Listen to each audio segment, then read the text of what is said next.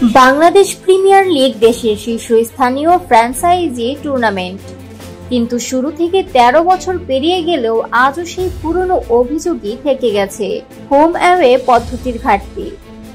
পুরো বিপিএল আজও মিরপুর কেন্দ্রিক, ব্যতিক্রম শুধু গুটি কয়েক ম্যাচ, যা কালে ভদ্রে চট্টগ্রাম ও সিলেট পেয়েছে।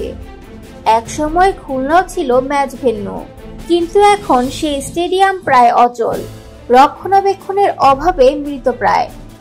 ৩ বিভাগের ক্রিকেট প্রেমীদের জন্য এই অবস্থা শুধু হতাশাজনক নয়, বিসিবির সদিচ্ছার অভাবও স্পষ্ট করে।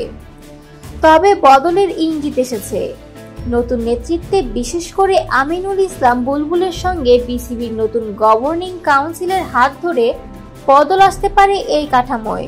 প্রথমবারের মতো বিপিএল ছড়িয়ে পড়ছে উত্তরাঞ্চলে রাজশাহীতে। শহীদ কামরুজ্জামান স্টেডিয়ামে বিপিএল এর ম্যাচ আয়োজনের সিদ্ধান্ত অনেকটাই চূড়ান্ত।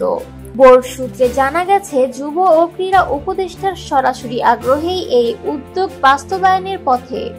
রাজশাহীর পাশাপাশি আলোচনায় আছে বরিশালও। ক্রিকেট প্রেমীদের আগ্রহ এবং ডিফেন্ডিং চ্যাম্পিয়নদের বিভাগ হওয়ায় পৃষ্ঠপোষকরাও এগিয়ে আসছেন।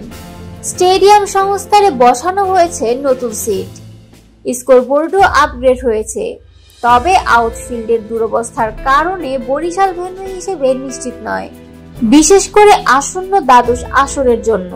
বিসিবির সর্বশেষ সভায় বিপিএল এর গভর্নিং কাউন্সিল পুনর্গঠনের পাশাপাশি ফ্র্যাঞ্চাইজি নিয়ে গুরুত্বপূর্ণ সিদ্ধান্ত এসেছে। একাদশ আসরে রাজশাহী ও চিটাগং ফ্র্যাঞ্চাইজির আর্থিক সংকট বোর্ডকে নড়ে চড়ে বসতে বাধ্য করেছে।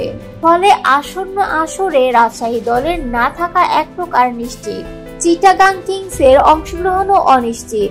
তাদের বিকল্প হিসেবে নতুন ফ্র্যাঞ্চাইজির খোঁজে বিসিবি। এমনকি প্রয়োজনে দলের সংখ্যা কমিয়ে টুর্নামেন্ট আয়োজনে সায় দিয়েছেন পরিচালকরা। নতুন ফ্র্যাঞ্চাইজি হিসেবে আলোচনায় আছে নোয়াখালীর একটি স্বনামধন্য গ্রুপ অফ ইন্ডাস্ট্রিজ। স্থানীয় ক্রিকেট ভক্তদের কথা মাথায় রেখে ব্যাংক গ্যারান্টি জমা দিয়ে তারা দীর্ঘমেয়াদে বিপিএল এ যুক্ত হতে চায়। তবে এই সিদ্ধান্ত চূড়ান্ত করতে আরও কিছুটা সময় নেবে মাহবুব আনামের নেতৃত্বাধীন নতুন গভর্নিং কাউন্সিল।